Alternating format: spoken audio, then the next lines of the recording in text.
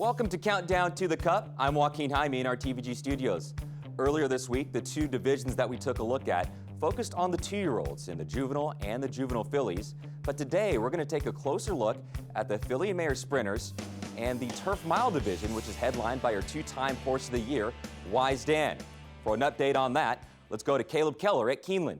Yeah, thanks, Keno. And a lot of verdicts out on the new dirt course here at Keeneland, but I can tell you one horse that's certainly enjoying it, believe it or not. Wise Dan actually posted the bullet workout going 5 furlongs on the main dirt course here at Keeneland on September the 13th. Charlie LaPresti very excited about how his 7-year-old is leading into the Shadwell Turf Mile and eventually a chance to defend his 2-time championship there in the Breeders' Cup Mile. So the 7-year-old continuing to look Father Time there right in the eye and stare him down because he's going just as good as ever. Now doing equally as well is Seek Again for the Juddmonte Farms. Seek Again, the first start in the States at Hollywood Park.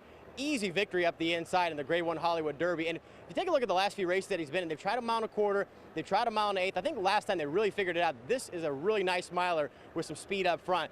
Great effort up the inside there in the 4-star Dave. Rudolph Brissett, Bill Mott's assistant, says that he's doing better than ever, and a 4-year-old on the rise looking to take on Wise Dan. All right, Caleb, well, those horses battle it out on the racetrack at Keeneland. 2 horses we will not see on the racetrack are Tom's Tribute and obviously out here on the West Coast, our 2 leading horses in the mile division in California. And we'll go ahead and start with, obviously, for Phil D'Amato. He's a horse that is 2 for 3 this year, exits a 4th place finish in the Del Mar Mile.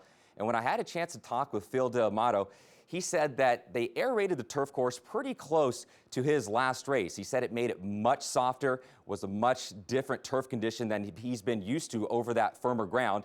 And you also go back and take a look at the start. He completely missed the break. He rushed up into contention and then faded out of it. Still ran a pretty credible race in that Del Mar Mile in his last start. This has always been the original plan for, obviously, to go ahead and compete at Del Mar, skip the City of Hope, and then come in fresh to the Breeders' Cup Mile, in which this is going to be his 3rd straight Breeders' Cup Mile he will be competing in. He finished 3rd back in 2012 and 5th in 2013.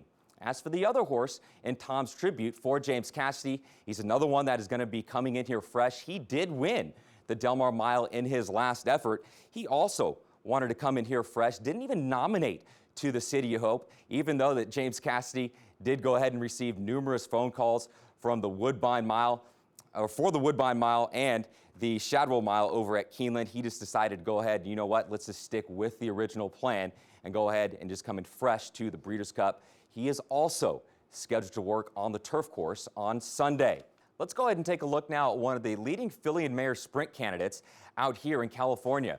Living the life for trainer Gary Mandel is a perfect 2 for 2 since coming to the States, but her 2 wins have come over the polytrack surface at Del Mar. She has never raced on dirt, but she's had plenty of time to train over the dirt surface, including earlier this summer at Santa Anita before she went ahead and raced at Del Mar. Gary Mandela did mention to me that he thinks he'll be able to get a better judge on just how his filly is going to be able to handle the dirt surface when she has a more serious workout this Saturday. Well, Caleb, we do have some other Filly and Mare sprint candidates at Keeneland this weekend. What can you tell us? Well, it looks to be a little bit more wide open division in the Filly and Mare sprint this year with no Groupie Doll, who's won the last few years. And an interesting horse to take a look at is Stone-tastic. How about the breakthrough win there in the Grade 2 Prioress at Saratoga? Just skipped away from the field. It was actually the 2nd fastest 6-furlong time for the entire meet. Kelly Breen very excited about this horse. Now, we actually had a chance to talk with Terry Birch from Stoneway Farm, and one of the things that she said is that Stone-tastic actually lost a little bit of weight after the Prioress, which is a little bit uncharacteristic for her.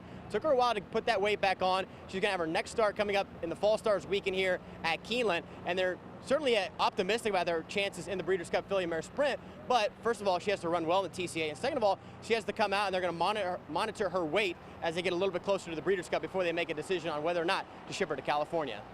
And Caleb, we should also mention that Stoneway Farms has a filly that they think very highly of coming up in the Frazette Stakes at Belmont Park. Yeah, another promising filly there for the Stoneway Farms is going to be Cayman Croc. Now, Cayman Croc actually was entered to run on the turf first time out of Delaware, got taken off. She won very easily, and One of the things that Terry Birch also told us that Kelly Breen has desperately been searching for a two-turn race for this filly. He's actually entered her a couple times versus the boys. The races have not gone. They got in a position where they have a chance to go in the Grade 1 Frisette. Now, she's 12-1 on the morning line. Looks to be a little bit of an outsider, but they figured it's a shorter field. Let's take a chance in this Grade 1, see how she competes against the likes of the top-level competition, like cavorting. And granted, it'll be a one-turn event. If she can run good enough, they might look to a spot in the Breeders' Cup Juvenile Fillies, but certainly a filly that's going to appreciate those two turns.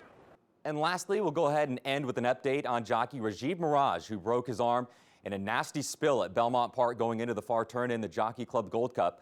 Rajiv has two very live mounts in the Breeders' Cup on October 31st and November 1st at Santa Anita. One of those horses is Main Sequence for the Breeders' Cup turf for trainer Graham Motion. Graham Motion did tell us that he doesn't want to put any pressure on Rajiv, and he's not in a hurry to make a decision on a rider at this point. Michael Hushin, the trainer of Artemis Agritera, one of the leading contenders in the Filly and Mare Sprint, also said that his team is still contemplating a rider situation at this moment. That's going to wrap up another edition of Countdown to the Cup. Make sure you take advantage of our Breeders' Cup sign-up bonus. If you have not signed up for a TVG account, wager $200, get $150 right back. All the details at TVG, 4NJ Bets, and PABets.com.